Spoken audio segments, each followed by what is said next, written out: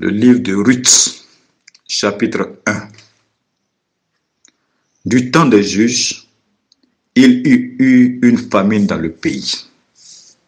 Un homme de Bethléem, de Juda, partit avec sa femme et ses 2 fils pour faire un séjour dans le pays de Moab. Le nom de cet homme était Elimelech, celui de sa femme Naomi, et ses 2 fils s'appelaient Machlon et Kiljon. Ils étaient Éphratiens, de Bethléem de Juda. Arrivés au pays de Moab, ils y fixèrent leur demeure. Elimelech, mari de Naomi, mourut et elle resta avec ses 2 fils. Il prit des femmes moabites, dont l'une se nommait Orpa et l'autre Ruth, et ils habitèrent là environ 10 ans. Machlon et Kiljon moururent aussi, tous les 2, et Naomi resta privée de ses 2 fils et de son mari. Puis elle se leva, et elle et ses belles-filles, afin de quitter le pays de Moab, car elle apprit au pays de Moab que l'Éternel avait visité son peuple et lui avait donné du pain. Elle sortit du lieu qu'elle habitait, accompagnée de ses 2 belles-filles, et elle se mit en route pour retourner dans le pays de Juda. Naomi dit alors à ses 2 belles-filles, « Allez, retournez, chacune à la maison de sa mère. Que l'Éternel use de bonté envers vous, comme vous l'avez fait envers ceux qui sont morts et envers moi. Que l'Éternel vous fasse trouver à chacune du repos dans la maison d'un mari. » Et elle les baisa. Elles élevèrent la voix et pleurèrent.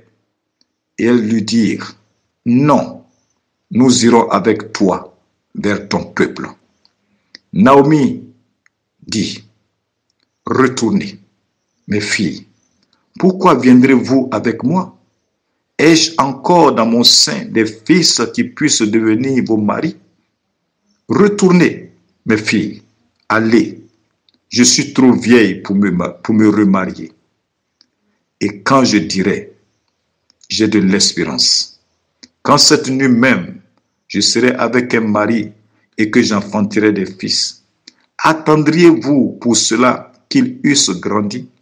Refuseriez-vous pour cela de vous marier? Non, mes filles, car à cause de vous, je suis dans une grande affliction de ce que la main de l'Éternel s'est étendue contre moi. » Et elles élevèrent la voix et elles pleuraient encore. Orpa baisa sa belle-mère, mais Ruth s'attacha à elle. Naomi dit à Ruth, « Voici ta belle-sœur est retournée vers son peuple et vers ses dieux. Retourne comme ta belle-sœur. » Ruth répondit, « Ne me presse pas de te laisser, de retourner loin de toi. Où tu iras, j'irai. Où tu demeureras, je demeurerai. Ton peuple sera mon peuple, et ton Dieu sera mon Dieu. Où tu mourras, je mourrai, et j'y serai enterré. Que l'Éternel me traite dans toute sa rigueur, si autre chose que la mort vient à me séparer de toi. » Naomi, la voyant décidée à aller avec elle, cessa ses instances. Elles firent ensemble le voyage jusqu'à leur arrivée à Bethléem. Et lorsqu'elles entrèrent dans Bethléem, toute la ville fut émue à cause d'elles. Et les femmes disaient, « Est-ce là Naomi? » Elle leur dit, « Ne m'appelez pas Naomi, appelez-moi Mara, car le Tout-Puissant m'a rempli d'amertume. J'étais dans l'abondance à mon départ, et l'Éternel me ramène les mains vides. Pourquoi m'appelleriez-vous Naomi, après que l'Éternel s'est prononcé contre moi, et que le Tout-Puissant m'a affligé? » Ainsi, revers du pays de Moab, Naomi et sa belle-fille Ruth la Moabite.